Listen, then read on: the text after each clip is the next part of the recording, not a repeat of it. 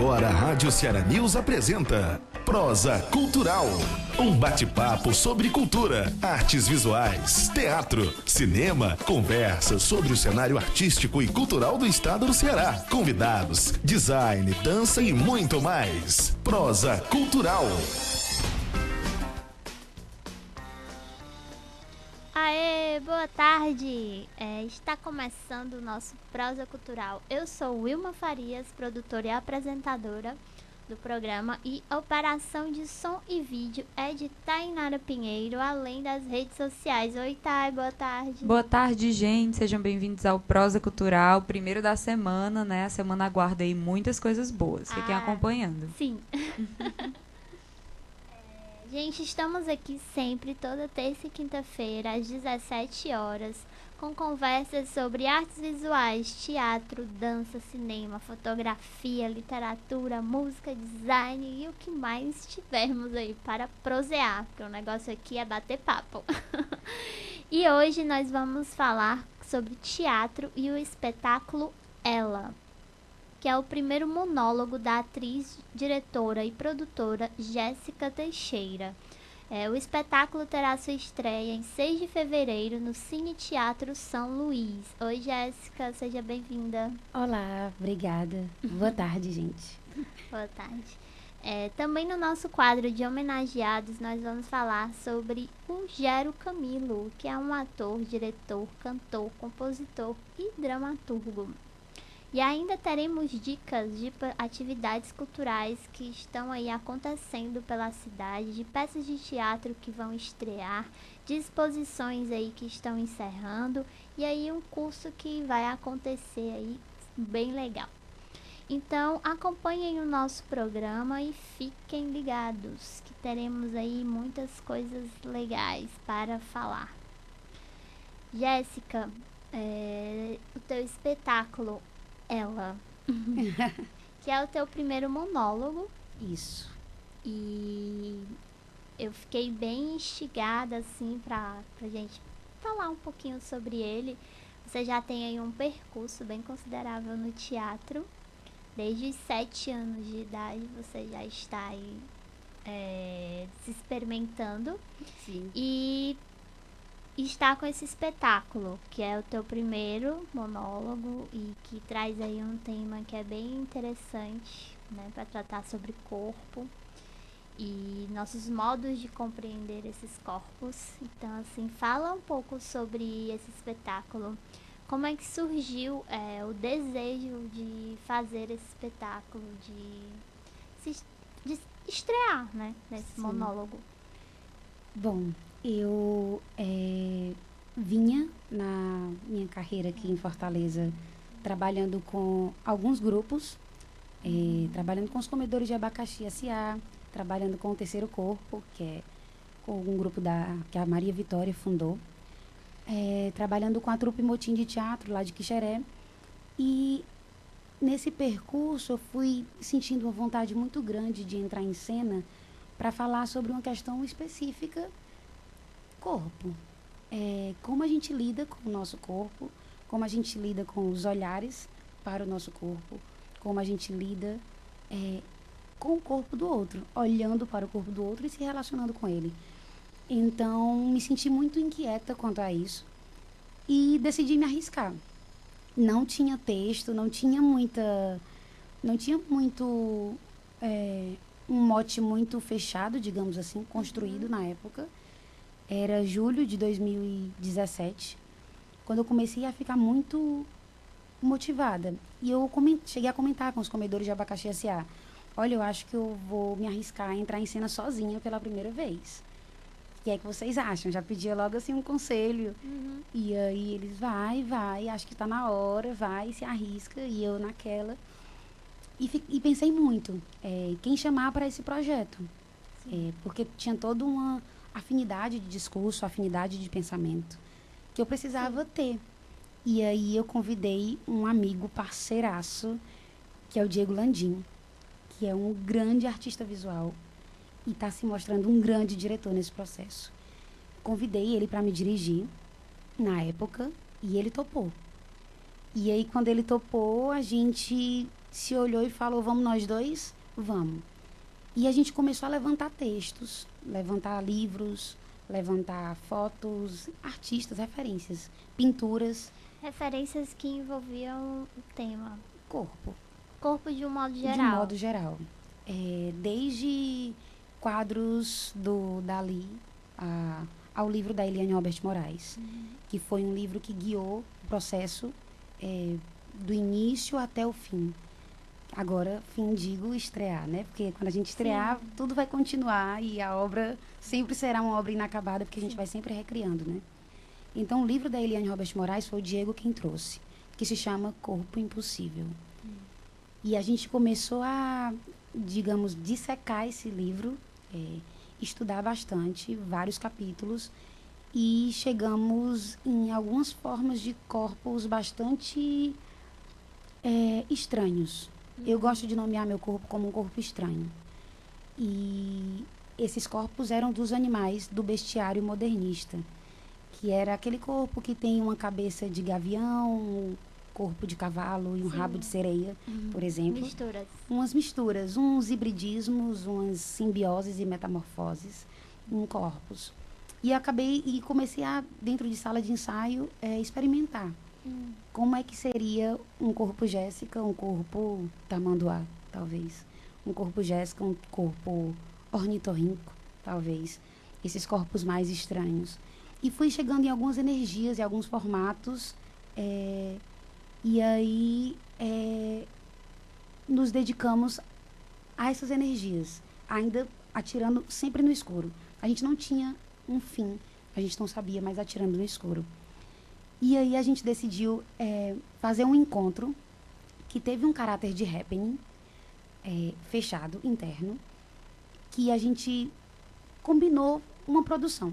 Vamos fazer um primeiro ensaio fora dos padrões de ensaio, que é ou sentar e ler um texto, ou alongar todo mundo e fazer um jogo de improviso. Era mais ou menos um jogo de improviso, mas a gente ia lidar, eu com o meu corpo, voz, e dança e teatro.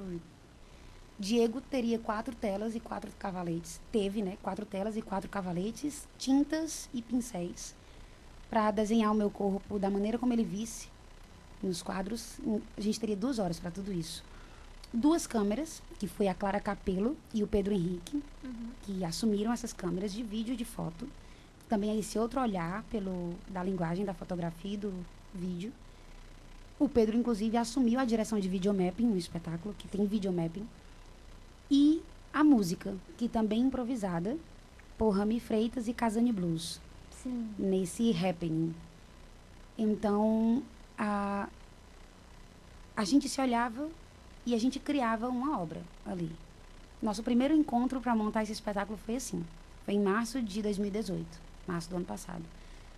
E Rami e Casani produzindo sons, uma bateria, uma guitarra, tinha um baixo, tinha algumas percussões, uma gaita, e por aí eu tinha uma arara com roupas diversas e lenços, e Diego tinha as telas e os meninos as câmeras, né, de Pedro e Clara, as câmeras na mão.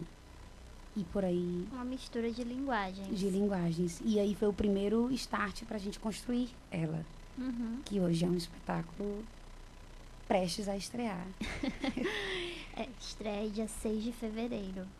Isso. Jéssica, só pensando mais um pouco, assim, sobre o tema que tu aborda nesse espetáculo, né? Que eu acho que é um posicionamento teu, assim, bem forte, e que trata desse corpo e que atravessa por outros assuntos, né? Tipo, não é só um corpo, mas é o que pensar a partir de um corpo, né? Assuntos como beleza, né? Que são estereótipos. Sim. A relação do corpo com a saúde, esse corpo feminino, né? E algo também importante que os olhares pouco se lançam, que é a questão da acessibilidade para esse corpo, para esses corpos, né? Que são vários corpos que temos por aí. E então, assim, quero que tu comente, assim, um pouco mais sobre essas relações que você foi constituindo junto ao Diego, né? para o espetáculo, né? Nesse processo de composição do espetáculo? Bom, acho que posso começar da acessibilidade. Uhum.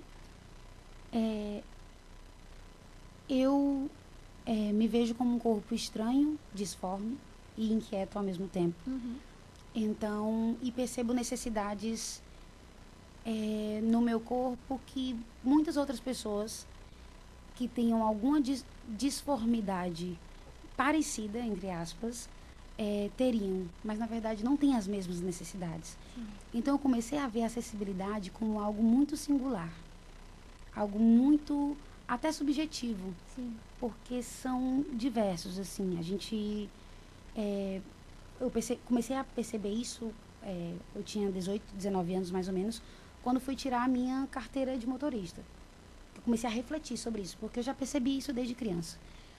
Que eu não poderia tirar a carteira de primeira, porque não era toda autoescola que eu poderia estudar para tirar uma carteira de motorista. Porque tinha toda uma adaptação a ser feita. Eu não sou cadeirante, mas tenho um tipo de deficiência física. E como as relações mais burocráticas lidariam com essa minha especificidade, essa singularidade, dentro de um padrão. Sim. De deficiências físicas que, por exemplo, cadeirante, não sei. Sim. Sabe? Porque é bem interessante a gente pensar essas relações de corpo, né? Porque há um padrão mais decretado, né, do que é o que é mais comum, digamos assim, né, dentro dos olhares instituídos. E há também outros tipos de padrões do que se compreende como deficiência física. Isso é muito interessante da gente questionar. Sim. E eu acho que isso é uma das coisas mais bonitas, inclusive. Uhum. Porque não dá para dar uma nomenclatura fechada. A gente vê uma diversidade enorme, uma multiplicidade enorme dentro de uma linha específica da acessibilidade, como da deficiência física.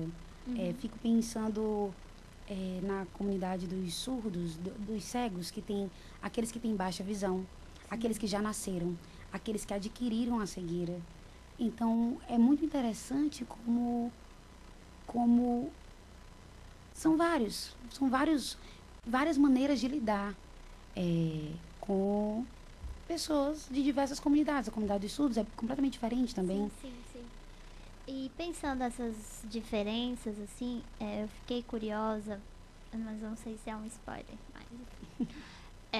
Como que você trata isso no espetáculo? Como que você traz, assim? Porque eu fiquei pensando, é um cruzamento de linguagens, né, que tu faz, então presumo que vai ter dança. Então, assim, como que você vai experimentando essas corporeidades para esse espetáculo, nesse teu solo? Né, que são várias Jéssicas, né? Ela, mas são elas. Sim.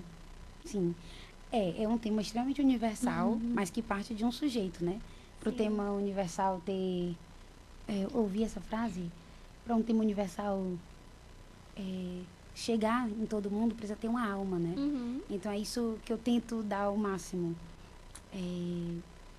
Eu tentei durante todo o processo entender principalmente os meus limites. Tentei me colocar em teste, me colocar à prova o tempo inteiro, até onde eu ia aguentar, sabe? Digo de resistência física, na dança, a dança ela tem certos movimentos, alongamentos, certas resistências, certas que cada um sabe aonde o sapato aperta. Sim. Então eu precisei me colocar à prova nos meus limites durante todo esse ano de 2018 e continuo me colocando. E a partir disso eu fui me vendo conseguindo certas coisas que eu achei que eu nunca iria conseguir. Sim. E causando um olhar pelas pessoas que assistiam às aberturas de processo e as pessoas que assistiam aos ensaios, um olhar diferenciado, porque passavam a não ver mais o meu corpo sendo aquele corpo que não possui todas as vértebras, que não possui todas as costelas, mas um corpo como qualquer outro. Sim, nós temos aqui as imagens do ensaio que você fez, né, para divulgar o espetáculo, que é do Batscafe. Isso. E eu fiquei impressionada assim, com as imagens, porque há essa deformidade também, né, que vocês tentaram passar. Assim. E aí, comenta mais um pouco sobre esse ensaio, sobre de como que foi desenvolvendo também essa compreensão dessas deformidades, né? Mas nesse outro sentido, né? Tipo, de não definição. Acho que é isso. Sim.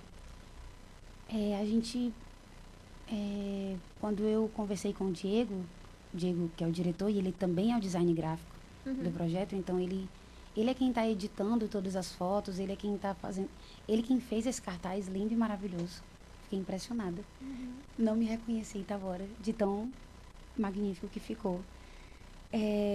Tentei trabalhar com ele a incompletude, a falta, a ausência. Sim. Que todos nós temos. Sim. Não vou dizer um pouco, vou dizer bastante. Temos um tanto de ausência. E que ausências são essas, sabe? Sim. Que faltas são essas? Tem um trechinho que você fala do espetáculo, né? Que eu vou aqui ler um pouquinho. O corpo faz problema, o corpo dá trabalho, pode ser muitos. Pode ser, inclusive, o que não queremos. O corpo será sempre o que ele quiser, é social, é político, é tecnológico, é inconsciente, pensamento, desejo, invisível, invasor. O corpo se despedaça, é estrutura, é movimento. Mas, sobretudo, é estranho. Eu sou o outro e a outra, teimo e resisto. Ele se degenera e ela se faz impossível. E aí, quando a gente ficou conversando aqui, e você trouxe muito essa relação do olhar do outro para esse corpo. E eu fico aqui o tempo inteiro me perguntando sobre o nosso próprio olhar para o nosso corpo, assim, que também tem muitas relações aí a serem discutidas, né? A serem pensadas e cuidadas. Sim. A gente precisa, acho, que se entender e se cuidar para começar a conseguir se relacionar bem com o outro. Eu acho. Porque eu não sei se é cultural. Talvez não seja nem cultural, não. Ou talvez seja, enfim. Talvez seja mais fácil. Sempre apontar algo no outro. Um dos métodos que eu assumi dando aula, eu pude dar uma oficina de poética corporal no Porto Iracema das Artes. E eu trabalhei esses animais do bestiário modernistas e esses corpos impossíveis com outros alunos. Eram 25 alunos, então eu pude ver como é que isso se desenvolvia nos alunos.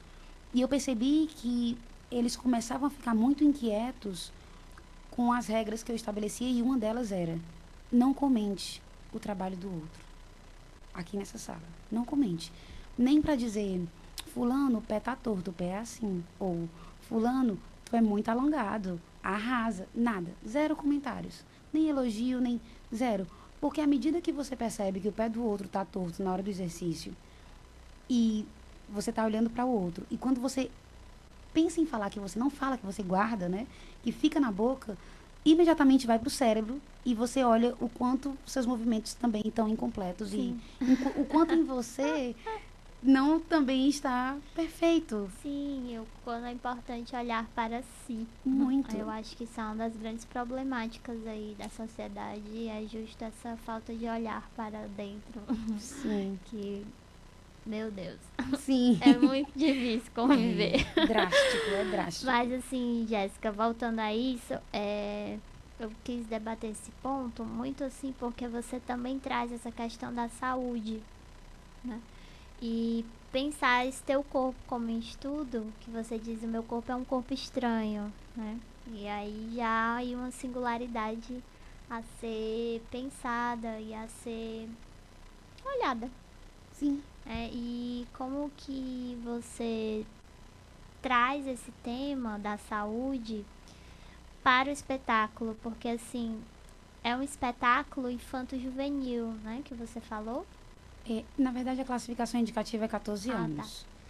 Não, pode entrar crianças com acompanhante, mas Certo. a classificação indicativa é 14 anos. Entendi. Porque há algumas palavras de baixo calão em contextos críticos e também há imagens de guerra. Uhum. E aí se torna uma violência implícita e por isso a classificação indicativa. Entendi. Pois é, mas aí eu fiquei pensando, assim, como que você trata desse tema, né, da saúde, pensar Sim. esse corpo enquanto saúde. Assim, a saúde, no caso, eu prezo muito pela saúde mental. Uhum. O espetáculo tem algumas questões bastante psicanalíticas, no sentido de saúde Sim. mental, mas eu tenho uma relação muito difícil com a medicina. E a crítica à medicina, ela também está muito fortemente dentro do espetáculo. É algo que eu pretendo levar, assim... Eu levo, na verdade, uma série de escolhas que eu fiz na minha vida. A medicina com algumas questões que, para mim, são muito claras, mas que também são só minhas. Porque fui eu quem passei por certas situações, enfim. E também não posso ditar esse ponto de vista para ninguém, mas eu trago questões da medicina e da indústria farmacêutica, que são questões que me incomodam. Para mim, há uma lucratividade cada vez maior em cima da indústria farmacêutica. E no caso da mulher, eu tenho como referência um livro que também entrou no espetáculo, alguns fragmentos do Paul Beatriz Preciado, que é o Texto Junkie, que é um espanhol, que era uma mulher, agora é um homem trans, e ele coloca a indústria farmacopornográfica em questão. Então, tem muito o contexto da mulher também. Sim. Da mulher que tem as suas regras ditadas de conduta e de remédios a serem consumidos pela vida. Porque, assim, a gente pensar muito essa relação do corpo e aí a gente passar por um olhar para o corpo feminino, né?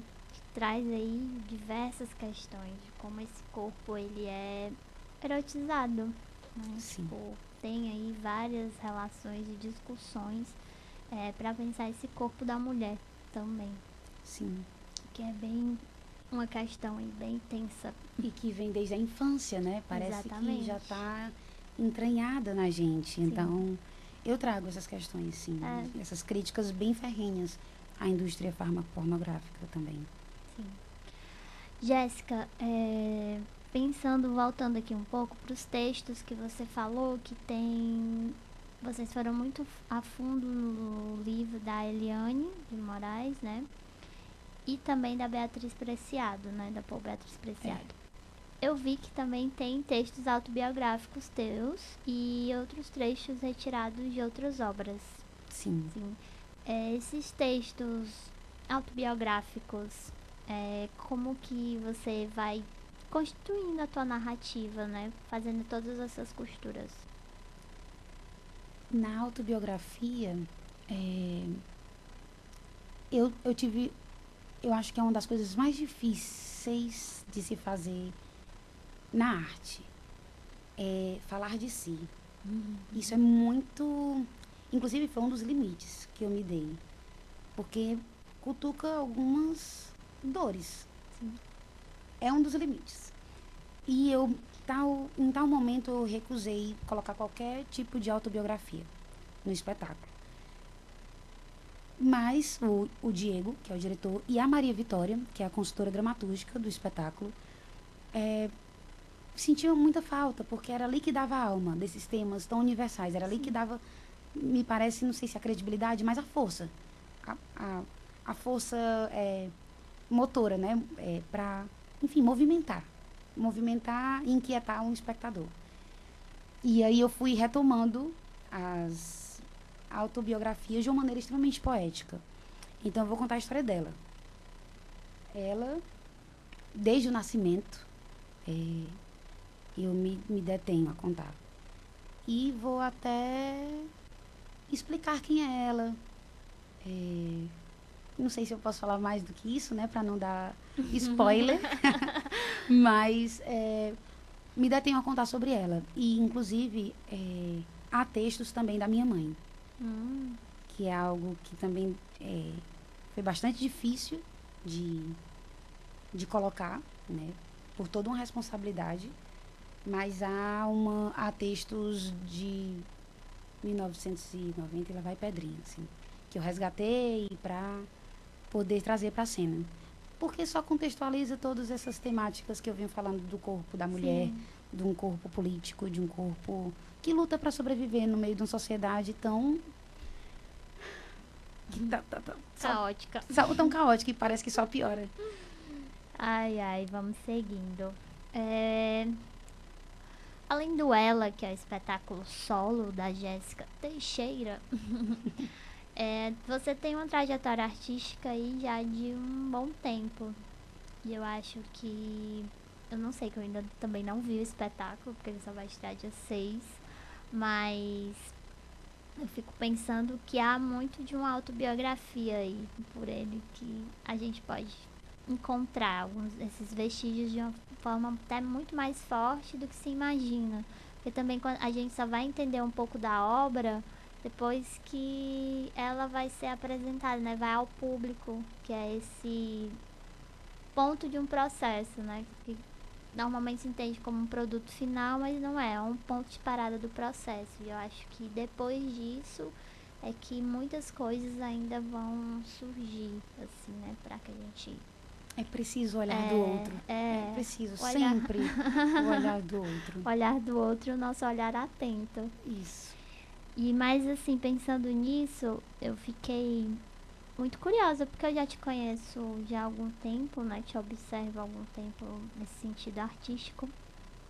E aí, como esse corpo ele foi se constituindo, né? Enquanto um corpo ator.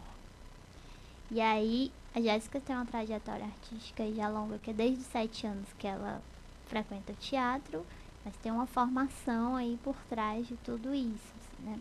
E aí, queria que a gente conversasse também um pouco sobre outros espetáculos que você já realizou, não solo, né, com grupos, mas que fazem parte também desse processo, desse Ela. Sim. E aí eu queria que tu comentasse um pouco sobre alguns, os iniciais. Também temos aqui imagens, tem um Pássaro Azul de 2011. Eu vou pegar lá de trás, assim, desde Pode a época pegar. de colégio. Bom, eu comecei a fazer teatro aos 7 anos. Antes disso eu já fazia dança, né? Fazia balé, fiz jazz, fiz toda Essa experimentação do corpo sempre foi algo muito presente na tua vida, assim, né? Pelo que tu falas. Sim.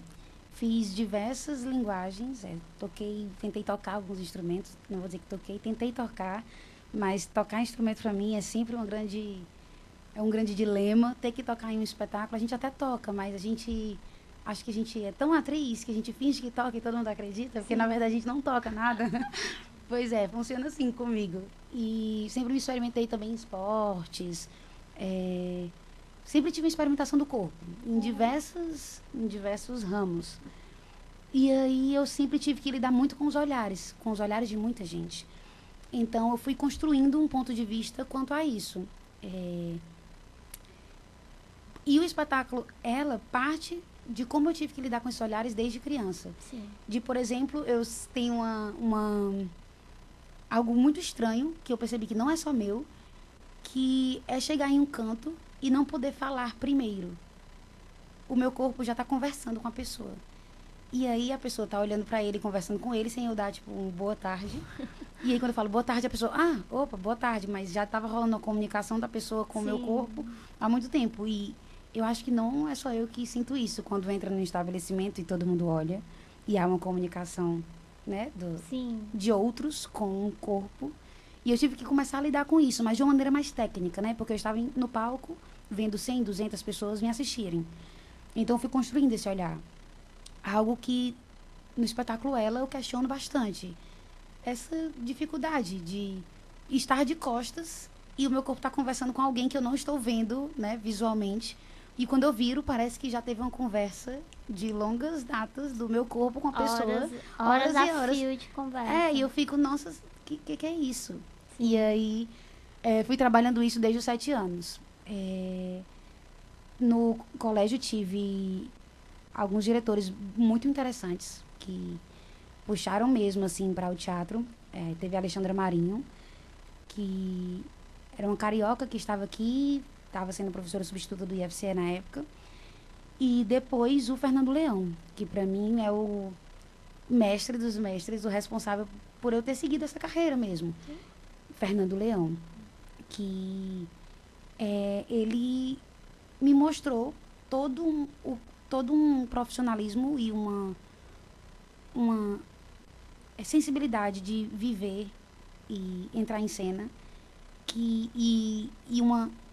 o conceito de teatro e educação também, que eu conheci a partir do Fernando Leão antes de entrar na UFC, que eu comecei a me interessar e comecei a mudar meio que o ramo, assim, não, acho que eu vou levar isso a sério, vou levar teatro a sério. Sim, que aí foi quando tu entrou na graduação. Na graduação em 2010. 2010, e desde então tem se configurado mais profissionalmente falando. Sim, né?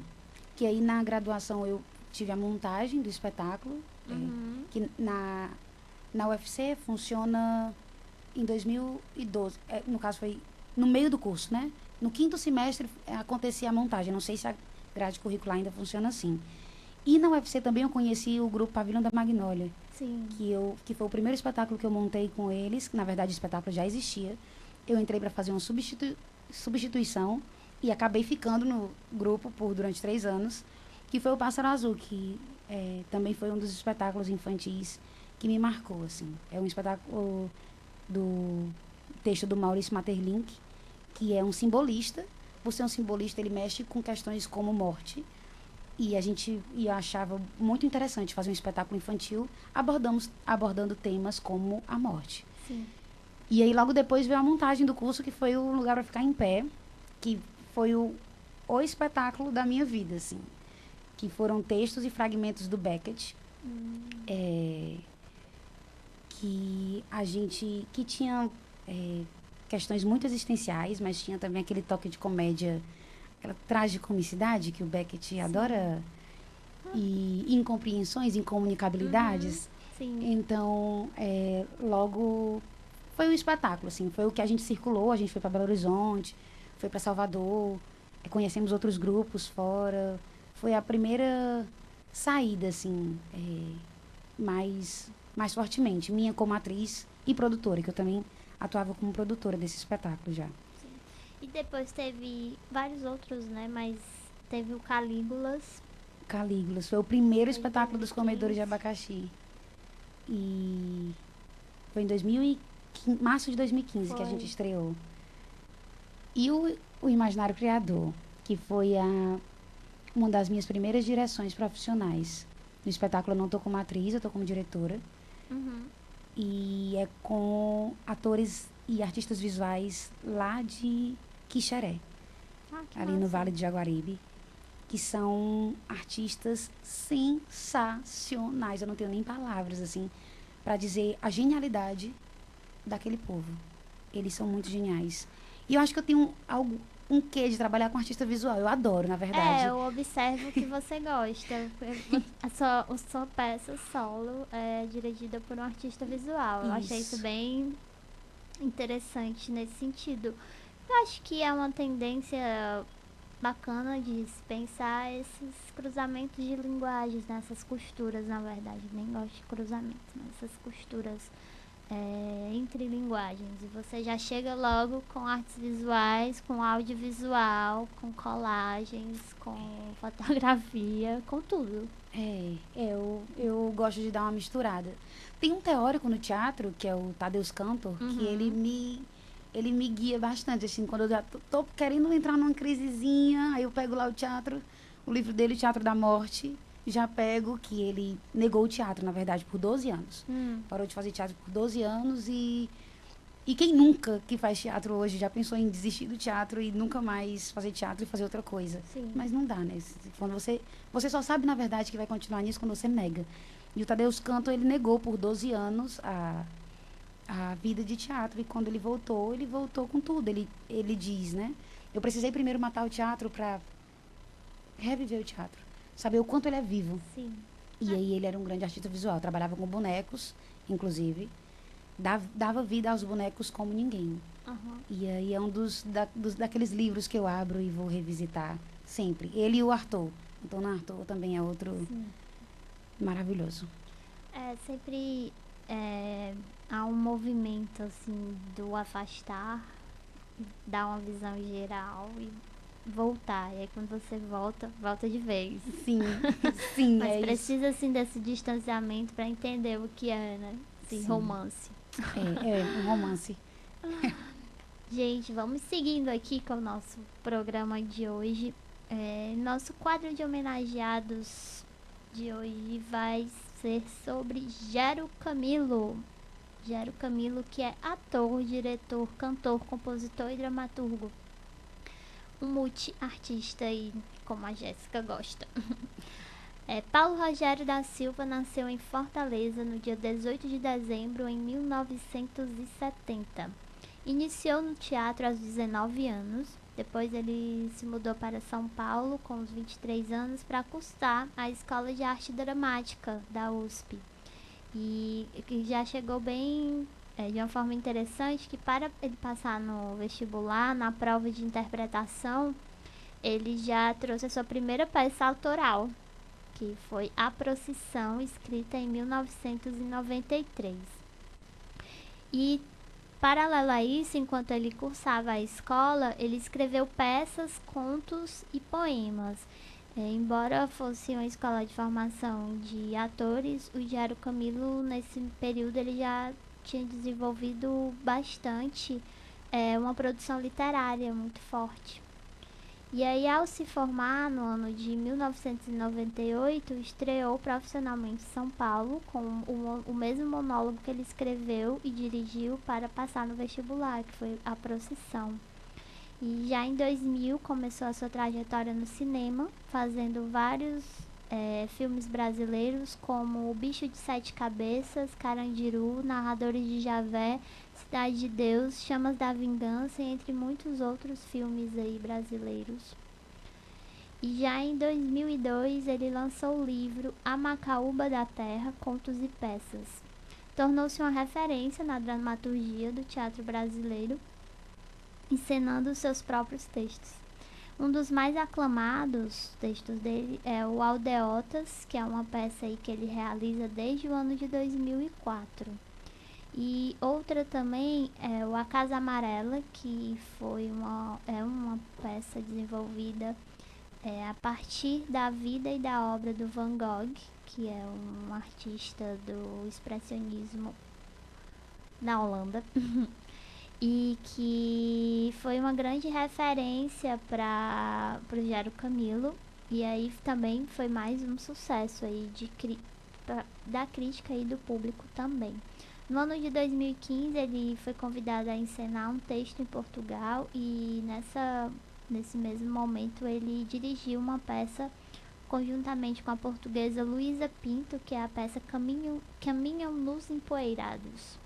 Já em 2016, ele criou a companhia Tertúlia de Acontecimentos, juntamente com atores e produtores, e desde então ele vem estreando aí espetáculos a partir dessa companhia. Um deles foi Razão Social, que foi uma peça escrita e dirigida por Gero Camilo e Vitor Mendes. E é uma obra aí que fala de samba e do golpe militar de 1964. Também paralelo à sua carreira de ator e autor, ele lançou 2 discos de canções de autoria própria. E ele lançou os dois CDs. O primeiro foi Canções de Invento, em 2008. E o outro é o Mega Tamanho, que é um álbum muito bacana, também vale conferir. Em 2014, eu acho o Gero uma simpatia. e gosto do trabalho dele. Muito bom, muito bom. E é isso, gente. Vamos seguindo aqui com o nosso quadro de dicas. Vai estrear o espetáculo infantil O Regresso de um Barquinho de Papel, no Teatro José de Alencar. O espetáculo ele utiliza realismo fantástico para discutir aí um tema que é bem bacana, que é gênero na infância. Tem assim um tema bem pertinente, aliás. O espetáculo ele vai estrear no palco principal do Teatro José de Alencar nos dias 3, 10 e 24 de fevereiro, né? Sempre aos domingos, com sessões às 17 horas. A obra ela se apropria do realismo fantástico, como eu já falei, para contar a história de uma criança que ora é Beta e ora é Beto. E nessa fábula ambientada em um vilarejo sem água, a personagem que vive com a bisavó e a cadelinha baleia encontra um misterioso bicho gigante no meio da mata. Após esse encontro, a vida da personagem e também o vilarejo passam por mudanças e descobertas que trazem ao espectador reflexões sobre a infância e a relação da humanidade com a natureza. O espetáculo ele tem a direção do Luiz Carlos Shinoda, que é um jovem artista e muito promissor. Maravilhoso também. De Fortaleza. Quer dizer, lá do Maranguape. Maracanaú. Desculpa. Lá do Maracanaú, assim, o Shinoda atuando é incrível. Né? E ele também atua nessa montagem. E a peça é uma adaptação do texto O Braço do Pai, do dramaturgo Rafael Barbosa, e utiliza a cena imagética, sem o uso de falas, com uma proposta sonoro-sensorial. O espetáculo ele trabalha com som, imagem e manipulação de objetos, se desvencilhando das armadilhas da cultura midiática para a infância, como o excesso do colorido, a presença de personagens mais ingênuos e um roteiro mais fáceis, de fácil assimilação, né, que subestimam aí a aprendizagem das pequenas e dos pequenos, como o Shinoda aí já pontuou. Então, quem quiser conferir, é uma super dica. A estreia do espetáculo infantil Regresso do Barquinho de Papel nos dias 3, 10 e 24 de fevereiro, aos domingos de fevereiro, sempre às 17 horas, no palco principal do Teatro José de Alencar. Custa apenas R$20 a inteira e R$10 a meia. Para ter mais informações, é só ligar para o número 859-8838-3763. Vou repetir, 988383763. Super vale a pena conferir aí esse espetáculo. Outra dica também é um curso que vai acontecer chamado A Cabeça do Bufão, a Raiz do Nariz. É um curso introdutório que propõe o contato dos participantes com a figura estado de bufão. Presentes na humanidade desde o início dos tempos, os bufões ganharam força na Idade Média durante as carnavalizações. É um curso realizado pelo multiartista Edivaldo Ferrer, pesquisador da bufonaria há 10 anos e integrante do grupo As Desgraças de Palhaçaria. O curso ele é voltado para pesquisadores do riso, ou não, a experienciar esse contato com a figura que antecede o palhaço e seu nariz vermelho. O curso tem 20 horas de duração e acontecerá de 4 a 8 de fevereiro, das 18h30 às 22h30, na residência do artista. Quem quiser saber mais informações, pode escrever para o e-mail coisinhaessa@gmail.com. Vou repetir o e-mail: coisinhaessa@gmail.com. Corram, são apenas 10 vagas e a Jéssica... Vale muito a pena. O Edivaldo Ferrer, para mim, é um dos grandes artistas que estão